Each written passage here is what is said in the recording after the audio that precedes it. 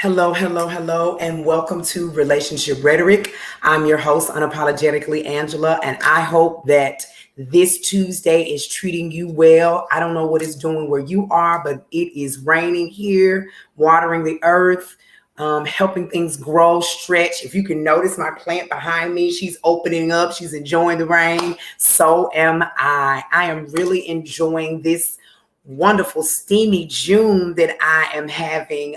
The guest that we have on our show is such a beautiful man to me, physically and spiritually. From the little bit that I know about him, we've had an opportunity to kind of do a show or two together. So if you don't remember, I chose sexy influencers off of Instagram, and this brother this brother is amazing. And he's able to, and what I love about the class of a man is when he can show you just enough but not too much. And that, to me, it deserves a hand of applause, because I like the tease. I like the now, did I see what I just saw type situation. So he definitely does that, and he is definitely giving us Scorpio energy. So, ladies and gentlemen, I bring on and introduce to some and present to others Lamarr Allen. Hey, see what I tell you? What I tell you? He is something. That's an introduction. That is an introduction. How are you? I am well. How are you? I'm good. Now, a lot of what I posted was about your smile. Your smile is phenomenal, but I just feel like it gets you in trouble.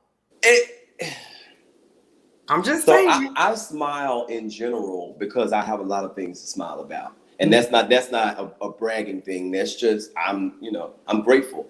But smiling is an open invitation. It makes you approachable or look approachable. And usually when I try, because in short, I naturally have a resting face. Mm-hmm. And when I first moved to Memphis, people always thought that I was really, really mean. And they would tell my friends, your friend look mean, or I'm at the gym and he look unapproachable. So I made it in practice to smile whenever I went out. Like, hey, how are you? And so I just became accustomed to smiling, and that didn't mean that I wanted to be approachable. I just didn't want to have this mean type of reputation. So it kind of gets me in trouble when people are a little, especially when they get a little touchy. Wait, whoa. Don't mistake this real life for social media. Now, you can't touch me on my Instagram, so don't think you touched me on purpose. But I wouldn't trade it. I still love the fact that I'm able to smile and be happy about something. Exactly. Okay, so Lamarr, tell us about yourself. Tell us a little bit about your upbringing, because I met you here in Memphis, but you are now in ATL. So just take us on the journey. Are you from Memphis? No, I'm from Jackson, Tennessee. Okay. And I have to say Jackson, Tennessee, because as soon as you say Jackson, everybody thinks Mississippi. Exactly. So I moved to Memphis in 2012. Okay. And my reason for, so in short, and it's crazy because I want to say that was your sister on the last, I think the last one you had, the last, was it Relationship Rhetoric? Mm-hmm. The last one that you had, it was your sister and I think your nieces. Yeah. I was looking at it because I wanted to kind of get a feel of it before I came on, and she mentioned about TSU. I was initially, because I went to the community college in Jackson, I got my associates, and I was transferring to TSU. Okay. Things may have changed, because that was 2012 to now, but when I moved there, everything, because I was going to stay on like the little dorm setting, everything was going to be ready for me upon arrival. When I got there, when I moved now, they said, oh, we don't have all the paperwork finished and it's going to take a few weeks. And I'm like, by the time I get situated, I'm going to be in the middle of the semester, and nobody wants to put that type of pressure. I'm already in a new city. Right. So that ended up going left. And my best friend was like, look, this ain't that. And he was in Memphis, and he was like, come on down here. You can stay with me till you get on your feet. Okay. And so I ended up moving, and Memphis was the last place I wanted to go because my relatives, country as can be, it was like, they got too much going on in Memphis. The traffic is crazy, and Jackson at the time was really small. So any type of small crime was major to them. So listening to them, I was like, I don't want to deal with any of that. Memphis has a bad reputation. Let me tell you something. I met some of the best people. I had the most amazing time. Memphis is definitely what you make of it. Absolutely. Fast forwarding to 2020, when I finally decided to make that huge step, because I had been in Tennessee all of my life.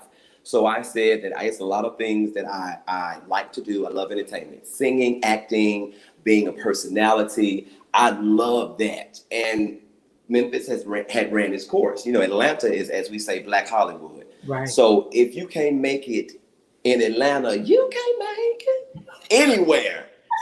Atlanta is Atlanta. So I said, I really need to push myself to better myself and be a part of something that is welcoming. So I ended up, easing on down the road, and I'm here, and moved 2 weeks before the pandemic. Now that's what I was just about to ask you. I said, so did you move during the pandemic? I 2 moved weeks 2 before? weeks before, and when I tell you when I moved, me and my best friend both moved. He had moved a few months before I did. About a week and a half after we got there, his mom passed. So him being my best friend, me and his mom had a great relationship. It was, and then we got through with that, with the funeral and everything. Come back a week later, the pandemic happened, and we're like, we got to stay in the house for how long? What, I'm calling people, like my mama said, baby, I've never, and my mom is, hope she ain't watch. My mom is 30 years. She had me when she was 30. And so she said, baby, out of these 60 years, I've never experienced anything like this. Wow. So it was just like landmine after landmine, but it still tested your strength. Absolutely. And I was like, if I can get through this, I think I'm all right. But Atlanta definitely welcomed me, but it would have happened anywhere. But Right. It's just for me to transition from a whole new city and state. It was, and then that with his mom, it was a lot going on. Okay. I'm yet smiling, so God. Yet smiling. So if you could say I know you said it tells you your strength, but what do you think you really learned about yourself in this move, in the transition of your best friend's mom, and then being quarantined, because that's what I'm calling it, thrown into solitude? What type of things do you feel you were shedding and growing during that time? So I am, excuse me, and not to be confused with an ambivert. Let me say, how can I word it? I am the most extroverted introvert that you'll meet. And this is probably being a Scorpio. We adapt very well. However, we are very private people with what needs to be private. So I can go out and adapt, and you never know. I was homeschooled from second grade up. Really? People would never get there. They're like, you have so much personality. So me being around people, this personality that I'm giving you now is one I had to build, because I don't have that foundation of little kids running around. My siblings are half siblings, so it was just me and my mom. Like the foundation is not there for the average child. But I'm saying that to say, when I say extrovert and introvert, now I adapt very well, but naturally I prefer to be by myself.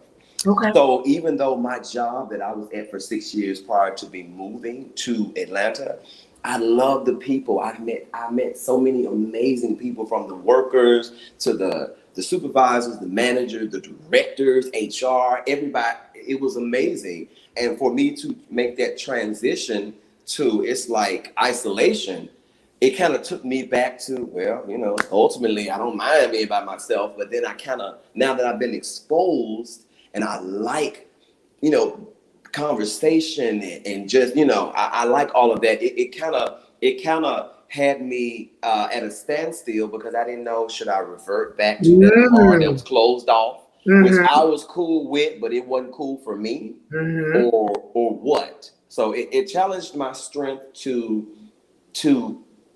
as I say, I adapt well. It challenged my adaptability skills to be able to say, okay, you're going to hold on to this personable attitude that you have, but then you're going to still be able to stand firm and stand tall in this isolation, because you can't really, people were, I would go out somewhere and someone would ask me a question. And I would say, I'm sorry, what'd you say? And like, it's like, it was that bad. People were just scared to get next to people because, and I'm like, nah, no, ain't nothing wrong with me because you approached me. But, but it was just people, it was a scary thing. And then people were really dropping like flies, as the old folks say. So it wasn't just like, I'm scared. Like people had close family to pass. And you know, your mom cough, and it's like, God, please, I don't have time for this kind of stress. I ain't got time for it now. I'm in a whole nother state. Mom, what you mean you got a headache? That's right. That's right. So it challenged me to hold on to the great experiences and to like to be around people, but it still allowed me to reach back and grab that strength to be by myself. Okay, that's beautiful. So let's go back there. Were you homeschooled? Your mom's choice was the school No, system? it definitely wasn't by it. Okay, so I would say it was not by force. Now, the typical stuff that happened. Now, mind you, I said since second grade. Right. So when you have small kids, and then like I said, I didn't have any siblings growing up with me. It was just me and my mom, single parent. So when you put your child in school, you got other kids around, stuff started happening. Like I came home. Now she had to take me to the doctor like 3 times because some little kid kept putting like the little popcorn kernel in my ear.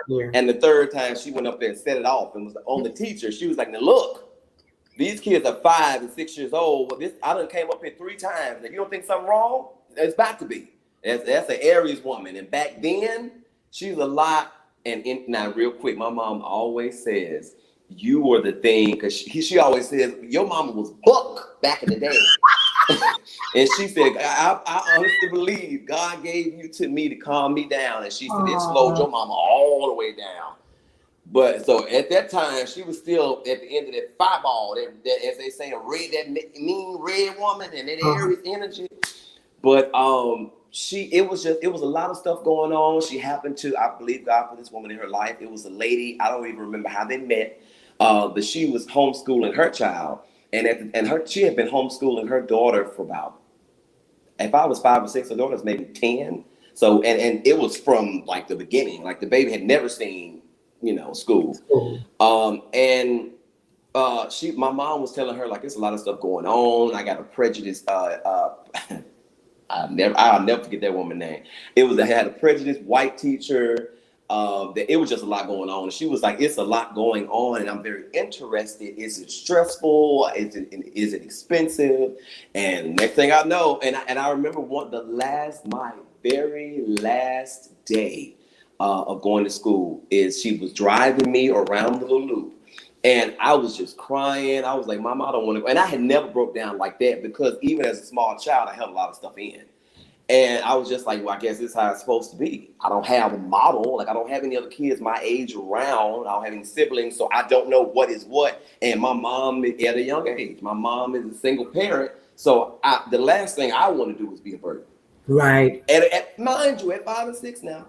So I said, I just broke down. I was like, Mom, I don't want to go. And she was like, I looked in your face and I could tell like it was like you were horrified. And I remember crying, and baby, my mama had stopped at the door. She looked at me, and we came right on back around that little loop. And I remember we going to my grandmother's house, and she was like, I'm about to homeschool him because I don't, And my grandmother gave her, I want to say she gave her the whatever it was. I won't say down payment. Whatever the money was to get me started, and it went from there. Okay. That's crazy. Okay, so in all of that, take me to where the transition where you felt your personality exploding or needing to come out. Now that's 2 different things. Actually no, they probably go together. My first job, I wanted to work. Actually no, no, because when I did the whole Upper Bound thing, which is like the pre-college type thing, my personality didn't really come out until the end, because I went for 2 years, for like the end of that second year. And everybody was like, oh, so now you do all this now, the last week of, because I had never been around like, kids my age, and it was just a whole experience. So I'm the guy that's kind of like, You know, I had a childhood friend, which we're good friends now. I met him when I was 12 when me and my mom moved to this different neighborhood. And him and my mom were really cool, and me and him were really, really cool. And so I knew him, which is actually the reason why I just said, hey, let me go ahead and do this. But I wasn't going to be codependent. So I had to go places on my own, and I was just nervous. But I would say when I got my first job at 17, I was a server at Steak and Shake. Wow. That is when I found out what favor was. Hey. It was just from day one, supervisors, everything was amazing. I found out that I really had a great personality with people. And people were like, so have you ever worked anywhere before? And I'm like, no, this is my first job. I'm talking about, I could balance. I was known for balancing 5 tables at a time, big tables. People knew me when they came in. I was like bouncing around like a little bee or a little bunny. I was just everywhere, darting back and forth. Everybody knew me. I wanted to do the grill. I wanted to do the shake machine. I loved, because it was like a kid at a candy store that never had anything sweet. Like, this is what this is I've been missing. That's when my personality came out. And then also, you know, I knew that I had attraction to the same sex as well. But you can't give it a lot of personality and then telling your business can be 2 different things. Yeah. So I kind of eased into that. I met some really good people that were just open in general, and it just kind of flowed. It was just kind of like, well, you know how you could tell, like I can tell that this person knows something. Yeah. But they give the energy that it's not a big deal, like, you know. And it just kind of flowed to the point where someone asked that this guy he actually told me that I wasn't. He was like, something came up, and he was like, Lamar, you straight now. You know, you don't like girls, right? And then it was kind of like a dead air, and he was like, you straight? No. And he said, oh. It was stuck. I guess he was like, I ain't never, like, he had nobody just to directly tell me, but he was so cool about it. And it's like he came around me more, not like a DL type of, it was just, he was like, man, you know, and plus he was from somewhere that wasn't the South, you know, he wasn't country. He not knocking us, but I'm just saying we're more closed-minded. Yeah, definitely. And he was just like, yeah, man, you know, I've never seen anybody open like that. You seem real cool. You ain't never came on to me. So, you know, I like it. And that was kind of a turning point. It was kind of like, you know, people, it's not, I like this energy that I get from him. Even if I run into someone who is just distraught by their mindset is closed, I still know because of this example. Yeah, there are good people that, and I know, like he said, you never came on to me. We've never had any issues. You're a person, I'm a person, and you just, you know, you do what you do. I do what I do, and I was like, I know now to navigate to people that have that mindset. You kind of know who to look for. That's kind of built from there. How was the conversation with your mom? Ooh. Woo. It got a little warm, my God. Okay, let me take it. Let me take it back. I end up telling my mom out of spite, for one. Ooh. Right. Definitely wasn't the right move. Let me see. So first of all, my mom had me when she was 30. So imagine that gap. I'm 32 now. Yeah. You know, my mom just turned 63 in April. So that's old school. Right. That is the Bible all the way, where you know the word. When people say the word, you know the word saying in the scripture. So you know where the mind, it is the programming. And I don't necessarily mean it in a bad way. I just mean that whatever you were taught during that time, I don't care right or wrong, that's what you're accustomed to. That's correct. My grandmama, baby, front row mother of the church, big old hat. Like, you know, it's embedded into her. Or at least at that time. And so it wasn't no, hey, mom, no. So what had happened was I had a boyfriend, and my mom randomly, which is something she's never done, she brought this guy home that was younger than her, first of all, so that threw me off. And she was like, oh, well, this is Darius. This is Darius, and, you know, this, da, da, da. And it was just kind of like she was just dropping it on me. And mind you, it's been me and my mom Now she was at the time she was married once for like 6 years, but then ultimately it was just like this ain't that you unequally yoked. Don't let it go. But she had it was just kind of like I'm dropping it on you. So now mind you, I had already been contemplating telling her because me and my mom are really close. I don't need that to be what separates that. That's right. But when she did that, it was kind of like, I didn't know anything about him, and now he's coming in like, oh hey, what's going on? This big muscular guy, and I'm just like, no. I know you ain't paid damn bill. I know that you ain't, like you got the wrong kind of attitude, sir. So I was like, you know what? Since my mama, this was like they say, this ain't number the devil. I was on the phone with my ex at the time. I said, a boyfriend at the time. I said, so since she gonna come in here and just drop this off on me, like, oh, I got a boyfriend, I'm gonna tell her, oh, I got a boyfriend. So he was more nervous than I was. He was like, I ain't never been on the phone with nobody, and they came out with their mama. It was a lot. So when I told her, she was like, what? How you know? I'm 20. Now in the back of my head, I'm like, it done went down. Trust me, you really don't want to know. You don't want the details. You just want to trust that your son knows at this age. So it was a okay. You tell me something, and I'm like, oh, okay. Then I think about it later. Then it's like, no, the scripture. Well, no, you don't know. And it went from it because at the time that ex had a lot of stuff going on too with family and stuff like that. So she was kind of blinded by that wanting to help. She still in the mindset of like, this is one of his friends, because I didn't have too many, real friends. And when I brought someone around, she knew that, you're what's the word? You are an excellent judge of character. And they used to be her kids. Like, these are my sons, my other sons. And they used to call them mom and all of that. So she still had this mindset of this is one of his friends and he got something going on. So she called herself trying to do the whole nurturing thing.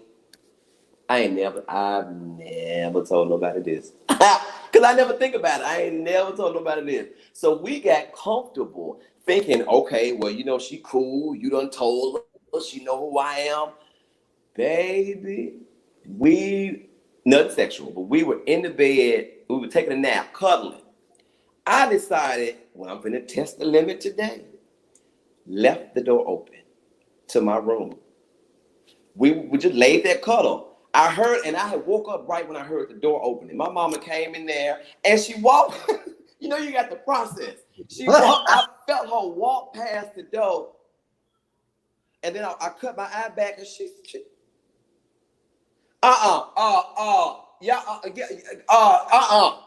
yeah, I need y'all to come, just get up and come in the living room. I got to talk to y'all. She said, in so many words, she said, this ain't it. She said, now, I understand, y'all got feelings, whatever. She said, but I can't condone that in my house, because I know what the words say, and I'm looking at him like, okay, this is my mama. I know her conversation. I'm looking at him. I'm praying like, please don't roll your eye. Don't give me nothing of that, please, because if this woman see I know how she is. She gonna set it off up in here, and I ain't got time to be pit between Godzilla and King Kong. Amen. So she was like, well, I just can't. I can't condone. I can't condone. Not in my house. And me knowing what the words say, I can't do that. So she was like, baby, whatever y'all do outside of the house, that's whatever. But I can't do that. So from now on, she said, I just can't trust you in his room. Y'all can come out here and chit chat. And when it get dark, you got to go. Oh, I got to go now. Because now I'm 20. I'm 20, first of all. No, I felt like in my head I had been too long anyway. But because, single parent, it's like, I'm not. You can't just be like, oh, I've been with my mom all my life. I've been cut. Yeah, but it's like now. Yeah. Now, wait a minute now. Nah, hold on. And I was paying bills too. Voluntary. I was like, no, if I'm living here, I'm paying. I want to pay half the bills because I wanted to get a job when I was 15. Like when I was 17. My mama tell anybody, my baby wanted to work as soon as he was able. Because I saw watch TV and stuff, and I saw when you was a single mother, I saw the stuff that she went through taking care of me. And I ain't trying to give a sad story, but I know how that was. So I made a point. But fast forward, and I'm like, now hold up. Now again, I say I'm paying half the bill. I didn't say this to her, but I'm like, I'm paying half the bills, and you telling this mine right here.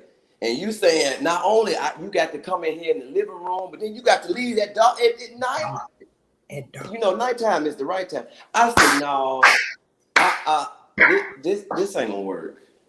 So and for maybe like once a month, she come back and be like, so them times when you said you had a girlfriend, no, I never lied to you. So did what y'all really haven't said, Mom? I've never lied to you. So I don't understand how you like. So you like both. It literally got to a point where I had to let her know, and I tell anybody this. This is not something that I'm being rebellious. I'm not being rebellious. I'm not doing this to spite you. I'm not gay because I'm gonna mess up with this one. No, I told her, I said, when you wake up, do you make yourself have an attraction to men? She said, no. I said, I don't make myself have an attraction. Like how you feel naturally, your day to day, when you wake up, you're not forcing yourself to be anything other than what you are. I'm not doing this to spite you, lady. This is what this is. I can't, there were times where I would pray and I would like say, well, God, if you would take this from me and let me try to, and it was just like, you are literally, if you know in your mind that you are not forcing yourself to do, it's not a crime. I ain't listen no kid. Like, you know what I'm saying? It's not anything that you could be like, that's a demonic, you can go to jail for that. It's not that. It's literally you cannot help who you love. That's right. And this is not something that you making yourself do. It ain't something I'm making myself do. So ultimately, this is me. I'm the only child you got. That's right. And so it just got to that point where she was like, well, ultimately, you're my child and I love you no matter what. I may not like what you do, but you still mine. Right. So it's just kind of at that level where your beliefs are your beliefs. Right. But ultimately, this is not something that I'm forcing myself to do. And if you're not making yourself do it, you feel comfortable. I'm not making myself do it and I feel comfortable. We can talk about a whole lot of stuff. Exactly. Let's not dwell on this. We can talk about a whole bunch of stuff. Right. So let's talk about sexy Lamarr then. Oh. Where did this Lamarr come from that is comfortable with coming out in his undergarments and greased chest? Somebody told me I was cute and I took it and ran with it. It's just as simple as that. Well, okay. So naturally, so first of all, my mom was a nurse. She practiced she called it a health food ministry. So she practiced eating healthy, and I stopped. So I have a pork intolerance.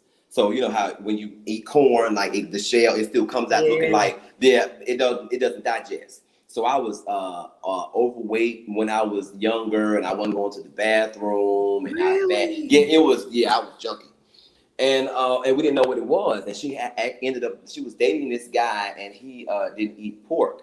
And he was big on that. And she was like, well, I already believe in, seasoning my food a certain way and knowing what to and not to eat and drinking your water, things like that. So I stopped eating pork when I was 12. And when I tell you I went from this, I shrunk so fast because I became regular. I'm running around and being an active child. People said, is he sick? Is something wrong with it? Because they didn't know. Country towns, it's like people don't drop like that. And then I stopped when I moved to Memphis. My best friend, he did a Daniel's fast I don't know if you heard of it, every year. Yeah. And so no alcohol and bread and the meat. And I wasn't big on red meat anyway. So after those 21 days passed, I said, you know what? Well, I don't really eat red meat like that anyway. So let me just give it up altogether. Like I don't I'm not really a, steaks and stuff that wasn't a thing for me. So I had some red meat and pork. I stopped eating that at my first job when I moved to Memphis.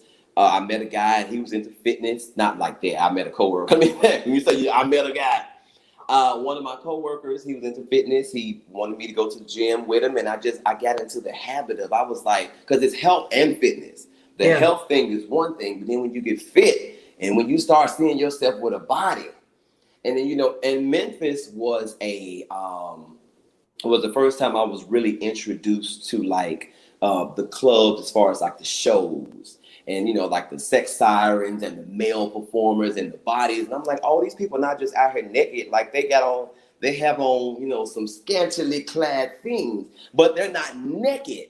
And then people was tipping them. I said, I could probably do a little bit of this, and it just kind of grew from there. And when the body started to, because I was this little, I tell all my friends, I swore I was fine, and y'all let me believe it. I was in Memphis, 140 pounds, nothing but head. Little bitty body, big old head, like a lollipop. And I started growing, and muscles started to, and people were like, you're starting to look a little, and I just started caring more about my appearance.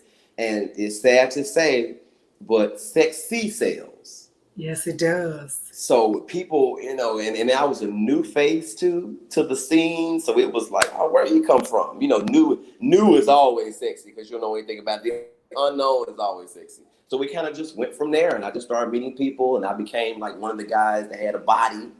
And people were like, oh, well, Lamarr got a nice body. He can do da da da da. And I want to say, I'm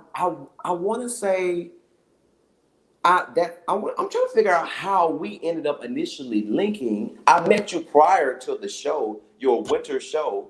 Yeah. I can't remember, but it was something in reference to you. Either you saw my social media or you met somebody that knew me. And he was like, you got a nice body. And I have some models, and I think you'll be a great fit. Yeah, sure will. And she was paying. Yeah, and I don't have to do nothing crazy because I still have morals. You can't flick a can of oil, as they say. I don't need to come up like that. That's it. But it just got there, and I found that the Scorpios they naturally have an internal sexy. Whether you pull it out or not, it's on you. Yeah. But when you find out, and like I said, I adapt very well.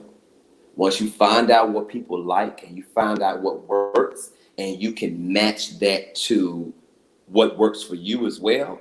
Once you find that happy medium, no, I've never had any situation where anybody was disrespectful. I never had to do anything that I felt dirty about, but I was still comfortable enough to say I can give you just enough, and that just enough happens to be more than what you can bear. Come on.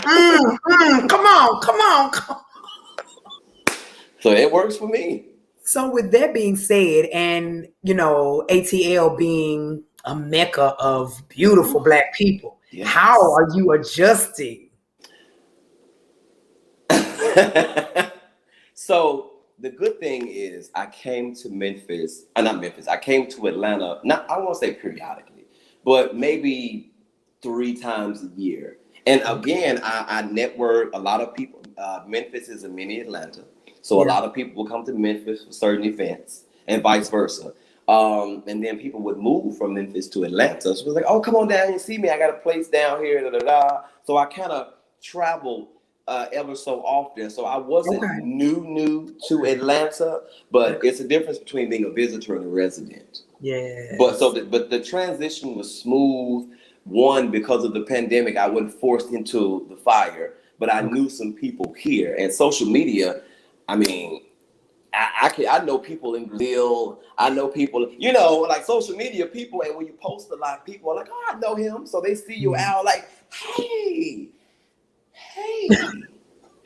you're on my social. And I smile all the time. So I'm like, oh, how are you? I don't know him. I don't know him. That's another reason I smile, because the followers grew, and it's like I gotta smile because I've gotten a couple messages like, I saw you and smiled and you just look so mean. Here we go again. Yeah. Let me start smiling. I'm so sorry. It wasn't on purpose. I didn't know who you were. Yeah. Okay, so lastly, let's talk about the production. So The Assistant 2. Two. So I okay. So initially, like I said, I came because singing, acting, these are things that I really wanted to pursue. And I saw a posting from a good friend of mine now. I saw a post, and we knew each other in passing, but he was here, so I just knew him from like social media and stuff. And he made a post, and he was like, "I'm looking for actors for this indie film I'm producing." And so I don't even think I said any words. I think I put the MMA, like, He said, "Are you interested?" Uh, what I got to do? what I well no, I don't give this often. I said, so what does it entail? Well, can you give me a little bit of the back history of what the expectations are? And he said, well, I'm gonna send you. I want to say it's called is it called a slide? Yeah, I'm gonna send you a slide. So which is just a part of the script for you to read. It's like an audition, a virtual audition. So but he ended up sending me the whole script, and I was just like, oh, this is one of those. Okay, I'm gonna go in here and read a little bit, and then I'm gonna do something else. I'm gonna come back to it. I couldn't leave to come back to it, and I was like, this character right here gives me very much Scorpio. So I feel like I'm gonna have to go on it. So I ended up auditioning, and needless to say, he was like, well, you you brought my character to life.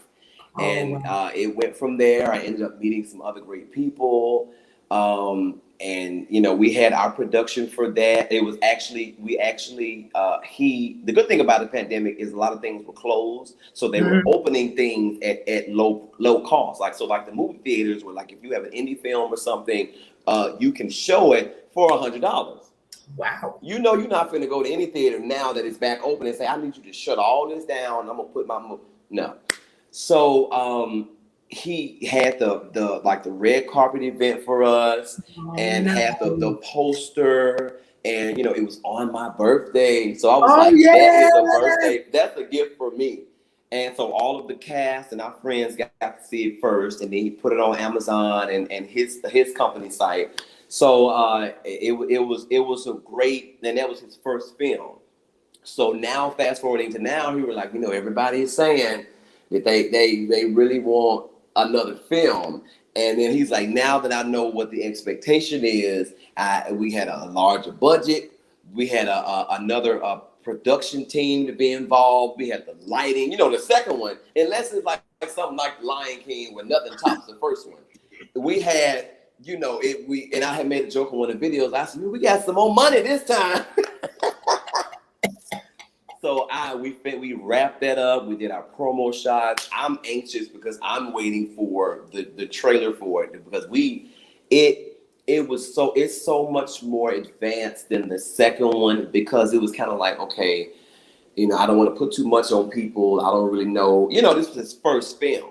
Like, he's had web series, but this was his first indie film. So now he was like, "Oh, I know that the capability is there," and he reached out and grabbed some other great actors. So I'm really excited. I'm really really excited about this one. Really, really, because I'm a very meticulous person. So I try to go through, and I'm like, no, that the audience probably not gonna believe that. No, that's not realistic. No, we go that not trying to take over. Just like I'm acting from the first movie, especially, I'm acting as the audience, and things that you can get away with in your first film, and you express, this is my first film. That's It's like, right. okay, we give you the leeway, but this go round. But That's right. I'm really really happy. I can't wait to post it and you all to see, like, also Yeah. this is what we got going on. So No. that's really a blessing. And I'll say this in short, because I know I have a tendency to ramble. People will often say, now the pandemic happened. What did you do? How progressive were you in the pandemic? Did you just sit on your behind and just, what did you do during that time? And I can say at that time, I was the Yeah. lead, Yeah. the lead Yeah. actor in an independent film, and now I've just wrapped another one. So it's Yeah. already people, noticing, like, oh, and you haven't even been here long. Like, people thought I had been in Atlanta for a while. They scooped you up as soon as you hit the pavement.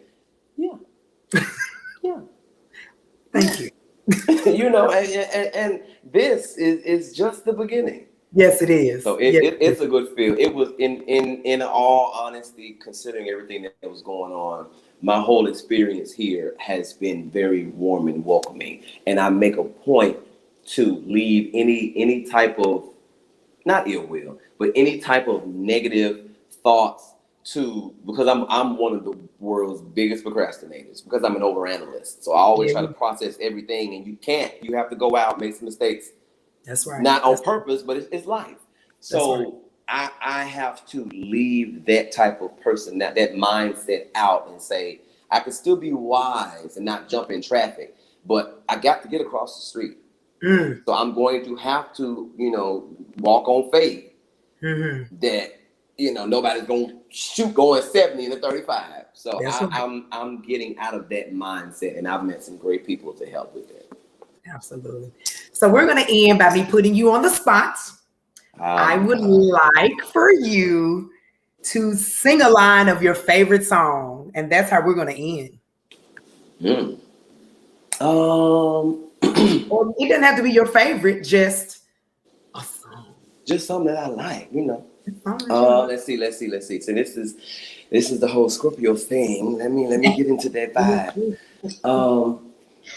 I see your face when I close my eyes, and when you're away, I'll write stories about you in my mind. And this love is one of a kind, 'cause all day I dream of sexing you. Come on, dream of sexing you. Oh, baby, all day I dream of sexing you. Yeah. I love yes. Follow him, guys. Lamarr Allen. Lamarr, give us your tags, Instagram, Facebook, wherever you are. Facebook is Lamarr Allen, LA_MARR Allen. Instagram is VLamarr, THELAMARR. Thank you so much for taking time out of your busy day to chat with me. I am so proud to know you. I'm going to go look at The Assistant on Amazon right now. Yes. Y'all should join me so we can make sure that we are where we need to be when 2 comes out. Yes. All right. Thank you for having me. Yes, I love you. You're beautiful. Continue to do your thing. Can't wait to see you again. Peace. Guys, it's so refreshing to always meet people who are out pursuing their dreams, doing what life is supposed to be. It's not just supposed to be lived, it's supposed to be celebrated. And as he said, if you live your life, eventually you're going to have to cross the street, so you can't live in fear. You got to cross that street at some point. Thank you so much again, Lamarr, for sharing your word with us. Again, I'm so proud of you, brother. Good to see you in the ATL doing your thing and taking a leap of faith. Guys, thank you so much for your support of Relationship Rhetoric and Just of Me.